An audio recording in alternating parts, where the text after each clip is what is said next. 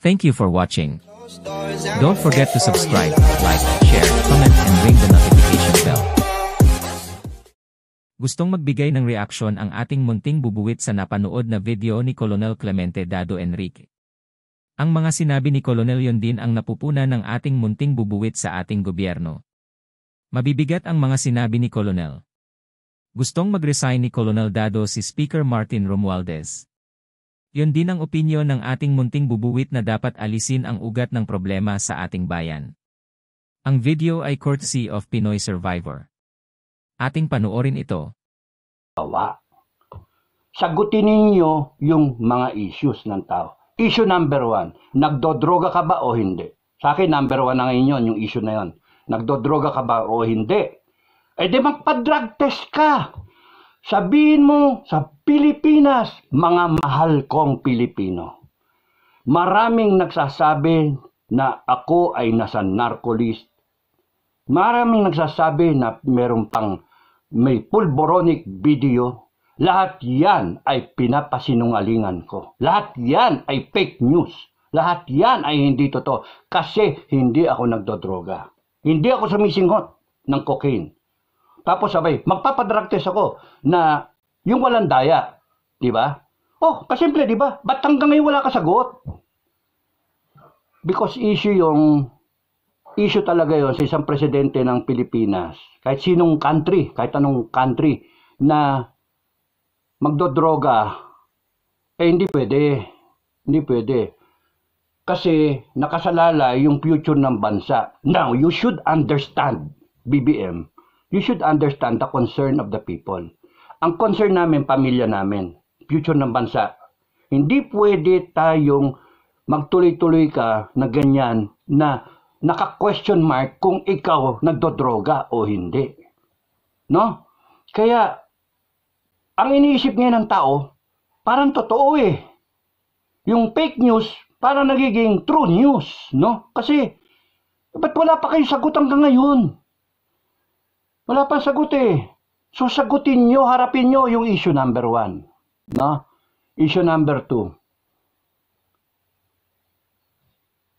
Yung ikaw ba ang nagpapatakbo ng Pilipinas o hindi? Kasi kunyari, nagjaganong ka, busy ka, tamad ka, yun yung mga ini-issue sa'yo eh. Tamad ka, pinapaubaya mo sa ibang tao. Kay FL, First Lady, o kaya sa pinsan mo, kay Speaker. Tamba. Kita mo yung wala nang ano yung mga tao sa kanya, walang respeto, tambalolong, tambaloslos, no, di ba? Yun ang tawag sa, pati ikaw nadadamay eh. Because hindi ka visible, hindi ka nagsasalita, hindi mo kausapin yung tao na siyang bumoto sa iyo. Yun yung problema mo eh. Ginamit mo taong bayan. Yun yung mali mo. Anyari sa iyo, hindi ka, ang bait-bait ng aura mo eh, ang bait-bait. Kaya ka binoto, lovable, parang kuting na matinong-matino. Pero ano nangyari sa iyo? Ako happy ako, binoto ka ng pamilya kasi bilib na bilib ako sa tatay mo. 4 na beses ko nakamayan yung tatay mo. Alam ko na tumira ka sa PMA, 1 linggo, nakihalubilo ka sa mga kadete. Kaya alam mo ang buhay ng isang PMAer. Kahit 1 linggo lang sa barracks. Tapos nun, nag-ranger ka pa na walang test mission. So alam mo, nag-marines ka pa, nag-official ka pa. With all the training, dapat naintindihan mo yung hinanaing ng sundalo. Yun dapat, hindi yung wala kang sagot eh. Nagagalit yung mga PMAer sa iyo kasi nga hinayaan mo sila Selly, sila Doc Lorraine na tinrato ng ganon, yung SMNI na nandun nakapalabas si Tatay Digong. Hinayaan mo eh. Tapos tinitira yung vice president mo na niligawan yung maging vice president, tapos nun binigyan mo ng ng perang gagastusin bago tamimik ka nung tinitira siya at gusto pa siyang i-impeach. Tapos malalaman ng taong bayan na wala kang say, wala, tahimik ka, nakganong ka dun sa resolution number 10. Yung pala, kasama ka pala doon sa 15 Congress na sumang-ayon sa pag-approval nung Resolution number 10. Kasama mo sila Miriam, sila General Lacson. Oh, lahat kayo magkakasama dun eh. So, ano yun? Sana ayusin na natin. Presidente ka eh. Di ba? Binoto ka ng taong bayan. 31 million votes. Pero ang nagpapatakbo, ang mga tao na hindi naman binoto ng tao. Ni Speaker, ano yun? 200,000. First Lady, na isang boto, wala eh. So why can they order around people? Ewan ko ba, Armed Forces, anyway, problema niya yan, trabaho niya yan. Kayo mag-sort out no, sa utak ninyo. Laki ng problema niyo. Buti na lang wala na kami sa serbisyo, no. Imagine matapatan mo yung ganyang klase na style, no. Matapatan mo. Tapos may balita pa nang babatok ng general. Kung ako batukan yan, sapakin ko eh. Oh, sampal-sampalin ko kahit First Lady. Mali yun. Tapos arrogante kayo. Mali kayo. You do not treat officers like that. You do not treat General Macanas like that. General yung tao eh. May pinagdaanan yan. Malaking pinagdaanan sa buhay niyan. He gave up 30 plus, 34, 37 years of his life. Ako 16 lang eh. Kasi hindi ako ganun kasipsip sa gobyerno ba. Yung bow na bow. Service. Hindi. Sa akin, pag nakita ko, ayoko na eh. Na mga loko-loko to na sa itas. Ayoko na. Yung pala eh, mangbabatikos din ako. You do not do that to an officer because you know why? It shows. Kung kaya nyo yung gawin sa isang tao na mataas at may pinanggagalingan at merong nagawa sa bansa natin, isipin nyo na lang kung ano iisipin ng mga taong bumoto sa inyo. Pwede nyo silang apihin kahit kailan. Pwede nyo silang apihin. Kung naapin nyo nga yung general kung naapin nyo nga yung matataas di ba? Kung naapin nyo yung mga sekretary, naapin nyo yung mga congressman, etc. Naapin nyo yung kagaya ni Bantag, di ba? So, it shows na kaya nyong apihin ang Pilipino na simple. And that is bad for you. Because nung election, nung campaign period, kamay-kamay pa kayo, ha? Kamay-kamay kayo. We love you. Gaganong-ganong pa kayo. Naku, walang niya. Binudol nyo, Pilipino. Yun yung kaya dating, pangit. That's why, you do not, Mr. BBM, advice lang. As a citizen of the Republic, as somebody na mas siguro naman na nakipaglaban ako sa NPA, kayo hindi no? Kahit papano. Mas mataas ang pinag-aralan ko sa iyo. Now, ang advice ko lang, huwag mo sabing mayabang ako.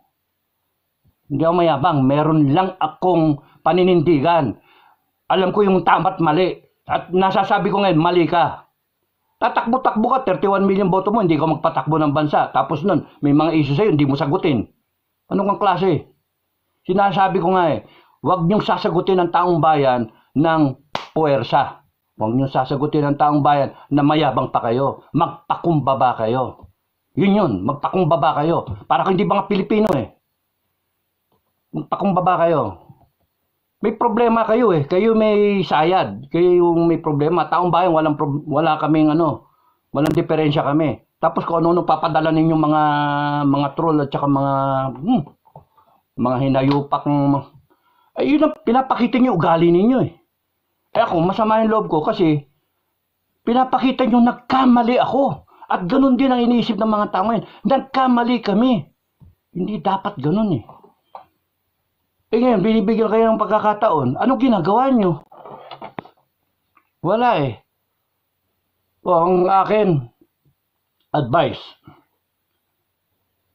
Kausapin mo si speaker, pinsan mo. Kausapin mo. Sabi mo mag-resign siya. Because the destabilization is coming from where? Taong bayan? Sa akin? Kay Macanas, kay doon sa abroad, kay kay Maharlika, o kay SAS, o kay Attorney Trix, o kung kanino man, sa mga Duterte. Hindi. Sa inyo, Congress, sa pinsan mo. Sila nagde-destabilize. Sino bang may issue rito? Nananahimik kami. Nagrereklamo kami, mataas ang bigas. Nagrereklamo kami, mataas ang sibuyas. Mataas lahat, mataas. Tapos makakarinig kami yung pera, liquidation by ek-ek, walang resibo. Yun, hindi pa, bingi ba kayo? Hindi nyo ba nadidinig ang tao? Senate, Congress, sagutin nyo yun. Ang dami yung mga salag-salag na ganyan, ang dami nyo yung mga nire-railroad yung issue Ang issue, isang issue, liquidation by certification. Ilang taon na yan? 2011 pa. Ano na ngayon? 2024. No? Noong 2011, inadapt nyo the existing system, which means it dates back further. Na ang bawat isang senator, ang bawat isang congressman, may sayad, may problema kayo sa pera ng taong bayan. Doon kami nagagalit. Hindi nyo ba naintindihan yon? Ha? Hindi nyo naintindihan? Dapat, ang style dyan, magpakumbaba na lang kayo. Pero doon na muna ako kay BBM. Kusapin mo yung kapatid mo. Yung pinsan mo. Kusapin mo yung pinsan mo. Wag mo na siyang suportahan bilang speaker. At sabihin mo, you will support an initiative na tanggalin siya as Speaker of the House. Advice lang. Brotherly advice lang sa'yo. I'm trying to save you. No? I'm trying to save you. Kasi pagka hindi, you really will go down. Hinahayaan mo Hinahayaan mo. Sabihan mo yung asawa mo, wag ka munang makialam. Dear, honey, darling, sweetheart, wag ka munang makikialam. Mamalasing ka sa akin, wag ka munang makialam. Alam ko, under ako sa'yo, pero this time, wag ka munang makialam. Tigre muna ako. Hindi ako kuting. Binoto ako ng taong bayan and it is my duty and responsibility. So, yung drugs, deny mo as far as you want, magpa-drug test ka para mawala yung issue, di ba? Kung meron talagang video, yari, good luck. Kaya nga, ang isa pa yung you pull off a Gloria Arroyo. I am sorry. Noon, meron akong bisyo, naggaganyan ako kasi na-depress ako Pero nung na-presidente na ako, hindi na. Diba? Maintindihan ka ng tao In my moment of weakness, people of the Philippines, in my moment of weakness, nung ako'y nagkaroon ng reklamo sa COMELEC, nung natalo ko, na sinasabing natalo ko as BP, gumanon ako. Noon yun. Pero ngayon presidente na ako, hindi na. Talagang incompetent lang ako. Incompetent lang ako na wala ako lagi. Nasaan ang Pangulo? Yung ganun ba? Ay, nako. Hindi, pa-drug test ka nga. Tapos yun, si Speaker, dalawa lang yun Dalawa lang. Meron pa. Speaker Romualdez, sabihin mo, resign ka na lang. Pinsan, resign ka na. Wala, hindi pwede yung binabanat mo Si Inday Sara tinitira na Hindi pwede. Si Inday Sara hanggang katapusan yan. Hanggang ano yan. Yung ganun ba. Depensahan mo yung vice president mo. Yung second in command. Okay. Otherwise, wala mangyayari sa'yo. Pangatlo, be presidentiable. Be a Filipino. Wag mong itatrato yung mga taong bumoto sa'yo kagaya ko. Huwag mo itatrato na kalaban. Hindi, kakampi.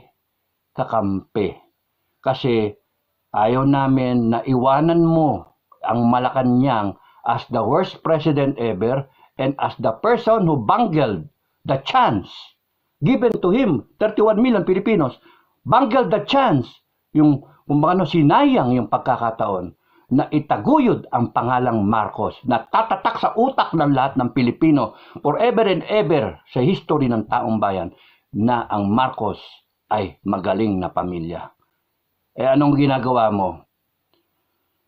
Tatanda ko nga yung mother mo eh. Kaya buong class of 1983 PMA class of 1983, nakasayaw namin yung nanay mo. Oo, nakasayaw namin, pinaligiran namin ganyan. First class kami, graduating. Doon kami sa Clark. Naalala ko yun. May picture kami.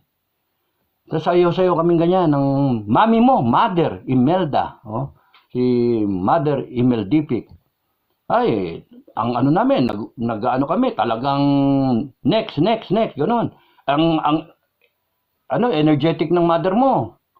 Ang kasabay doon si Williams, no? Ang asawa ng base commander ng Subic, ang Clark Air Base, no? Clark.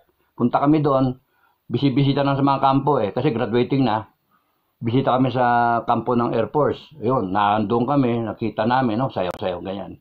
Nagkaroon nga ng report yung iba, yung ibang kaklase, yung dancing lasciviously with the First Lady. Yun ang magandang report, sa delinquency report. Ang ganda nun dancing lasciviously with the First Lady. Oh, di ba? Malaswang pagsasayaw. With the First Lady. With the First Lady. Imagine yung honor ng klase namin. Kaya believe yung klase namin sa mga Marcoses Kaya ayaw namin na you will fall. Ayaw namin yon. Anyway, yan, marami ng libreng advice yan Yung mga troll nyo, no, yung mga vlogger ninyo, imbis na salubungin yung mga nagrereklamo, yung may mga batiko sa inyo, salubungin nyo ng personalan, pinepersonal kami. Wag, mas maganda ang tirada ninyo, ang tirada nila ay yung accomplishment mo. Doon kayo mag-harp on para yung mga tao, meron naman palang ginawa Hindi naman pala ganun kasama. Di ba? Mapigilan ninyo yung mga nagwi-withdraw of support. Pero habang nagpapakita kayo ng kababuyan, kalaswaan, karangyaan, yung sobrang gastos na naghihirap ang Pilipino. Tapos hinahayaan yung korupsyon. No, yung Congress bumanat na naman. Yung chacha na yan, bumanat. Command responsibility. Lahat ng ito, problema, pinsan mo. Ngayon, matanggal yung pinsan mo, medyo magaan yung tao. Oy, kaya naman pala Tigre naman pala yun, di ba? Tip yun, tip. Tapos nun pagka nagpapakita kayo ng masasamang ugali, lalong pag-anong kayo. Pero pagka yung mga vlogger nyo, ang sinabayan hindi pinepersonal. Ako, nagagalit ako, pinepersonal na ako Yun ang sagot mo sa akin? Yun yung sagot nyo sa akin? I am asking, in fact, demanding good governance. Masama ba yun? Nakalagay ba sa konstitusyon na bawal yun hingin? Ay, nako. Kayo mga buhaw-buhaw. Okay, so marami akong sinabi na.